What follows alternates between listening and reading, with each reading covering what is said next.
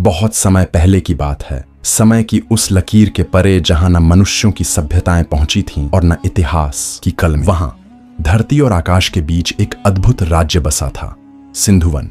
इस राज्य का राजा था चंद्रकेतु, एक ऐसा राजा जिसकी आंखों में स्वप्न थे और हृदय में जलते हुए दीप। उसकी तलवार तेज थी पर उसका मन और भी कोमल। वह न्यायप्रिय था, करुणामय था, पर सबसे अनोखी बात थी कि उसके 7 विवाह हुए थे और उसकी 7 पत्नियां कोई साधारण स्त्रियां नहीं थीं। हर एक रानी एक तत्व की प्रतिनिधि थी।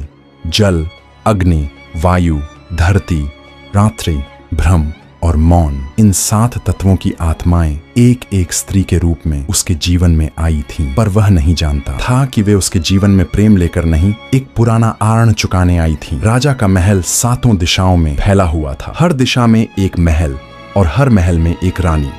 सूर्योदय के समय जब राज्य के ऊपर सुनहरी किरणें बिछतीं, 7 महल अलग अलग रंगों में चमकते थे। नीला, लाल, हरा, सफेद, काला, सुनहरा और एक अदृश्य हल्का सा चंद्रमा रंग। राजा हर दिन एक महल में जाता। उस दिन उसकी दुनिया वहीं की होती, उस रानी की, उस तत्व की। पहले दिन वह गया रानी सुरम्या के पास। सुरम्या जल की आत्मा थी। उसकी त्वचा ऐसी थी जैसे चांदी में पानी घुल गया। उसकी आंखें गहरे तालाब जैसी शांत और रहस्यमयी थी। वह हमेशा अपने महल में एक झील के किनारे बैठी रहती, जल में चित्र बनाती, फिर उन्हें मिटा देती। राजा, उसने कहा था एक दिन, तुम मुझे समझते हो पर मुझे थाम नहीं सकते। जल को जब तुम मुट्ठी में पकड़ने जाओगे वह बह जाएगा। राजा मुस्कुराया था। मैं बह जाने को भी प्रेम कहता हूँ। पर उस रात सुरम्या अदृश्य हो गई, झील में समा गई। राजा सुबह तक उसे पुकारता रहा। दूसरे दिन वह गया रानी तमस्या के पास। वह रात्रि की आत्मा थी। उसका महल दिन में वीरान होता था और जैसे ही अंधकार उतरता, दीवारों पर नीले नीले फूल खिलते थे। तमस्या एक ऐसी स्त्री थी जिसकी उपस्थिति ही रात जैसी होती, शांत पर गहराई में डूबा देने वाली। चंद्रकेतु, वह बोली, तुम दिन के राजा हो, मेरे पास आने के लिए तुम्हें अंधकार को अपनाना होगा। क्या तुम कर सकते हो? राजा ने दिया बुझा दिया। मैं रोशनी से भागूंगा नहीं, लेकिन तुम्हारे साथ चलना मुझे स्वीकार है। रात बीत गई पर सुबह होते ही तमस्या फिर खो गई। तीसरे दिन वह गया रानी वायुषी के पास। उसका महल हवा में झूलता था। सीढ़ियां कभी ऊपर जाती, कभी नीचे। वह खुद बादलों से बातें करती थी। उसकी हंसी में हवा की सरसराहट थी, उसकी चाल में पवन की गति। तुम स्थिर हो चंद्रकेतु,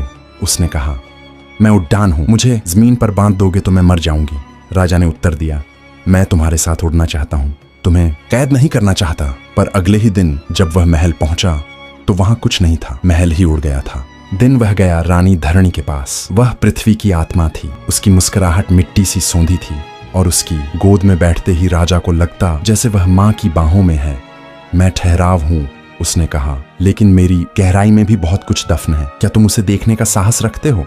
राजा ने उसकी हथेली थामी और मिट्टी से भरी गुफा में उतरा। वहां उसे अतीत के अपने कर्म दिखे जिन्हें वह भूल चुका था। हर बीज अपने बोए हुए से फलता है, उसने सीखा। 5वें दिन वह पहुंचा रानी दीपांजलि के पास। वह अग्नि की रानी थी। उसका महल अग्नि से बना था, पर उसे छूते ही वह शीतल हो जाती थी। मैं प्रकाश भी हूं और विनाश भी, वह बोली। तुम मुझे जितना पास लाओगे उतना जलोगे। राजा ने कहा, मैं जलने को भी प्रेम कहता हूँ, अगर वह तुम्हारा स्पर्श लाए। उस रात वह तप गया। उसके तन पर फफोले थे पर उसके हृदय में दीप्ति।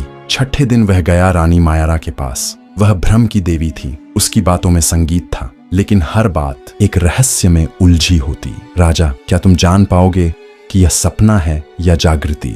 राजा ने आंखें बंद की। उसकी यादें तैरने लगीं। क्या सच में ये 7 रानियां हैं या उसके मन के 7 टुकड़े?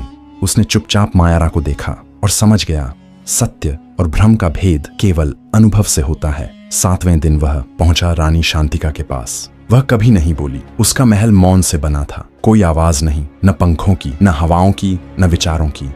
राजा वहां बैठा रहा। घंटे फिर दिन। उसकी बेचैनी धीरे धीरे मौन में बदल गई। तब पहली बार रानी की आंखें नम हो गईं। वह पास आई और बिना बोले उसके माथे को चूमा। राजा को लगा जैसे उसे खुद से मुलाकात हो गई। फिर एक रात महल के मध्य में एक चक्र खुला। 7 रानियां प्रकट हुईं।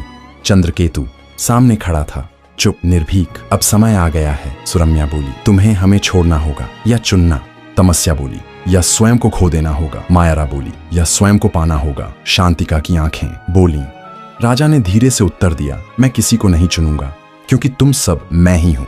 जल मेरी भावनाएं हैं, रात्रि मेरा भय, वायु मेरी स्वतंत्रता है, धरती मेरा अतीत, अग्नि मेरा क्रोध, भ्रम मेरा प्रश्न और मौन मेरा उत्तर। 7 रानियां मुस्कुराईं। अब तुम राजा नहीं रहे, सुरम्या बोली। अब तुम संपूर्ण हो, तमस्या ने कहा। राजा की देह धीरे धीरे प्रकाश में बदलने लगी। वह सातों के बीच था और फिर वह सातों में विलीन हो गया।